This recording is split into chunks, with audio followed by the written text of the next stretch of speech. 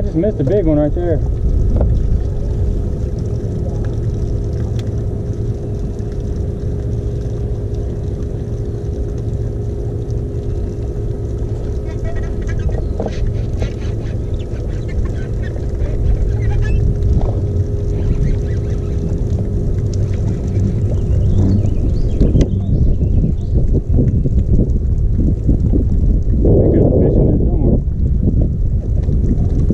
That stuff's pretty thick. Yeah. Yeah. Not as big as I thought, but Still fun. oh yeah, definitely. I'm not complaining for sure.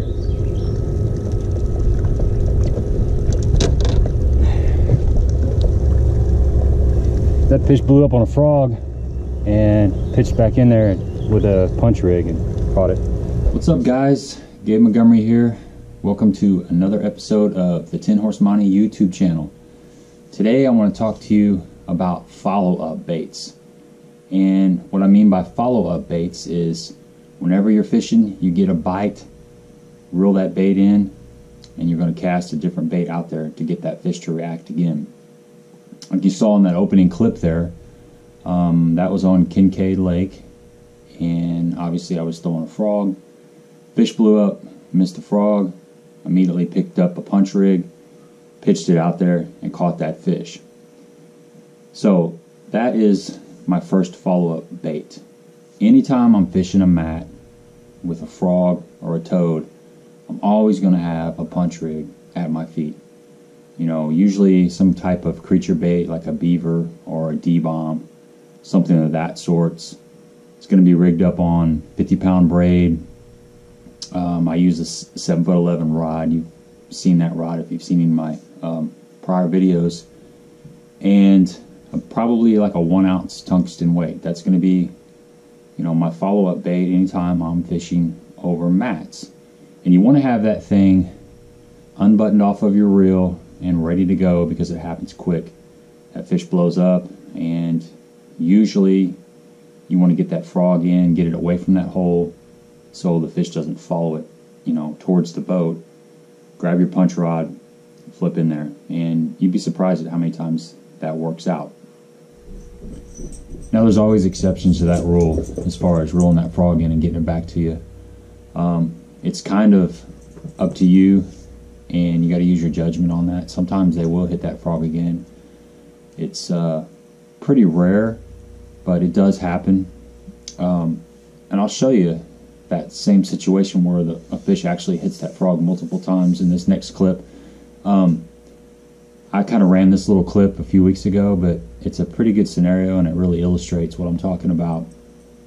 You can see in this clip here, I was fishing a mat, was throwing a frog, and had a fish blow up on it. You know, didn't get the fish. Squeezed the water out of my frog, made another cast. And that fish ended up blowing up on that frog again. That in itself is kind of rare. That happens less than 50% of the time that you get a second blow up. And I ended up firing that frog out there one more time because that fish seemed really aggressive. Seemed like it was really interested in that frog, and it just didn't hook up for some reason.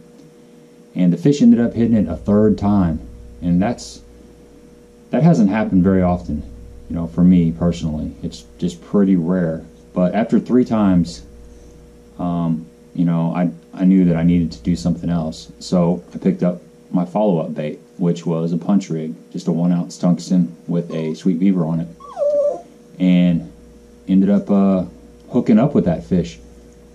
But I had to have that thing ready to go. It's not something where you're going to have time to, you know, sit down, get the bait out of your box, your hooks and your weights and all that, and tie it up and then get in there. You got to have it ready to go. There we go. Number 1 of the challenge. That was a punching fish. Just throwing a beaver. That fish actually hit a frog 3 times, which is really rare. It's a nice fish. It blew up on it, threw back out there, blew up on it, threw back out there, blew up on it again. Pitched this punch rig in there and caught the fish. That's crazy. That doesn't happen very often, folks. So, just a 1 ounce tungsten weight, 2 bobber stops. Got a 4/0 VMC flipping hook and a little beaver. Now the next scenario that I run into, and these are just some scenarios that I run into. If you guys have run into different situations where a follow-up bait comes into play, let me know. I'm real curious, you know. Leave it in the comment section, of course. Let me know the scenario and some of the follow-up baits that you use, and maybe in the same scenarios I'm talking about. But the next scenario that I run into quite often is when I'm going down the bank and I'm pitching to visible cover. A lot of times this is in the spring, and it's in the summer as well. So I'm pitching a jig or some kind of soft plastics, and I get a bite, miss the fish. Most of the time you're going to throw back in there and he's not going to hit it again.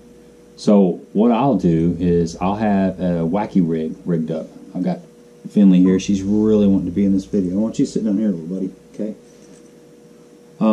So I'll have a wacky rig ready to go, and I'm going to have that typically on a spinning rod. I like braid to fluoro leader in that situation. And I use this BMC Weightless Nico hook. Guys, if you haven't tried this hook for wacky rigging, check it out. It's a great hook. It comes through the cover nicely, and it pins them good. So this is a really good hook. But I'm going to take a Yum Dinger. I like the 4-inch Yum Dinger, and I'm typically going to be going with green pumpkin unless the water is stained, say 2 foot of visibility or less. Then I'm going to go with this June bug color. You know, everybody knows what June bug looks like. So 4-inch Yum Dinger, and I'm just going to wacky rig it. You know, it's pretty straightforward. Just run that hook right through the center and wacky rigged worm. Now the reason I typically rig this up on a spinning rod is you can skip it back underneath stuff. A lot of times you're pitching into cover, into tight spots, and you get that bite. You're able to just grab that spinning reel and skip it in there. And you need that thing ready to go too in this scenario. And you don't have to use a Yum Dinger. There's a lot of other baits that work. Trick worm is a good wacky rig bait. Of course, you know, a Cinco works great. And sometimes I will even use this little Zoom Finesse Worm. You know, I like watermelon candy. That's one of my favorite colors. But let me show you a clip here. This is me and Jerry fishing Kentucky Lake, and this is in the springtime. I believe it was in May, and we were just pitching to visible cover on the bank. I think at this time we were pitching D-bombs, and I got a bite, missed the fish. Kind of a crappy hook set, my fault, but missed the fish, and I picked up a spinning rod with a wacky rig on there, skipped it right up next to the base of that tree, and ended up catching that fish.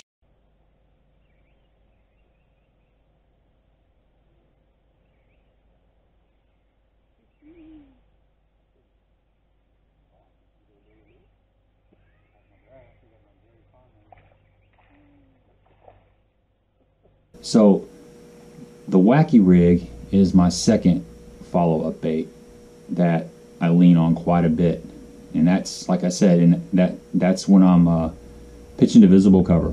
I'm always going to have that thing ready to go.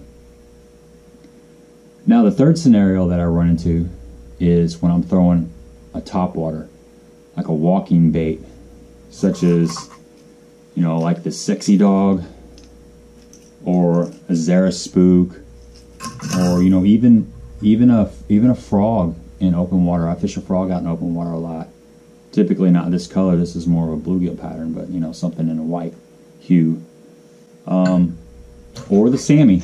You know, the Sammy is a really good walking bait. And sometimes this whopper plopper. But basically, anytime you're fishing something on the surface and you get a blow up, you miss that fish, you can fire a wacky rig back in there. But usually what I'm going to be using to fire back in there is a fluke. And the reason I throw that fluke is most of the time your walking baits are representing some sort of shad pattern. So what I like to do is I'll have like a super fluke tied on. It's usually going to be on a spinning rod as well, but you can't throw this on a bait caster. You know, something like a medium, 7-foot medium is a good rod. My favorite color is the smoking shad color. This is a real good color here. But I'll have a fluke ready to go, and the way I rig my fluke is I like to have a swivel because that prevents the line twist, and I'll have about a 6 to 8 inch dropper, and usually a 3 or 4/0 EWG hook, and that's the rig. So when you get that bite on that spook, you know, I'm gonna reel that spook in really quick, and I'm gonna pick up my fluke and I'm gonna fire it out there, and I'm just gonna let that thing fall down in that same area where I got that bite on a slack line. And usually, you know, you're gonna see your line jump, or you're gonna see it kind of start moving off to the side. Another bait that I use in that same kind of situation is a weightless trick worm, which I just showed you, or the finesse worm. You rig the finesse worm the same way. You know, you rig it up Texas rig, fire that thing out there, and let it fall really slow. Now, like I said earlier, let me know what some of the situations you run into where you would use a follow-up bait. I'm real curious. There's a lot of them out there. I'm sure I'm missing some of them. But those are the 3 main ones that I seem to run across.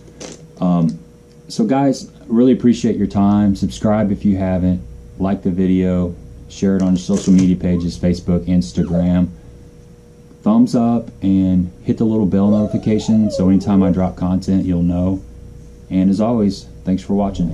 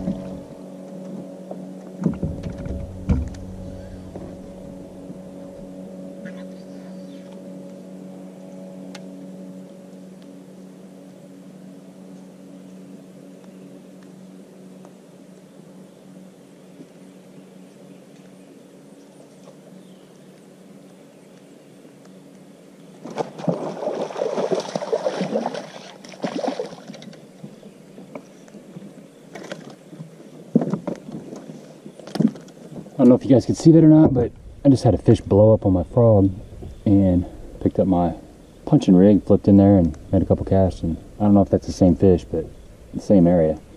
So went down that whole bank and I had a few blow ups on a frog, but they won't commit. So I think I'm going to go back down that bank again. It's an area I haven't fished this year yet, and I'm going to just punch it and see if I can get some bites down through there. A lot of times in the fall they'll hit that frog but they won't commit to it, and they're sitting up on top of the mat, and sometimes you can go back through that same area with a punch rig and pick up a few fish. So that's what we're going to try.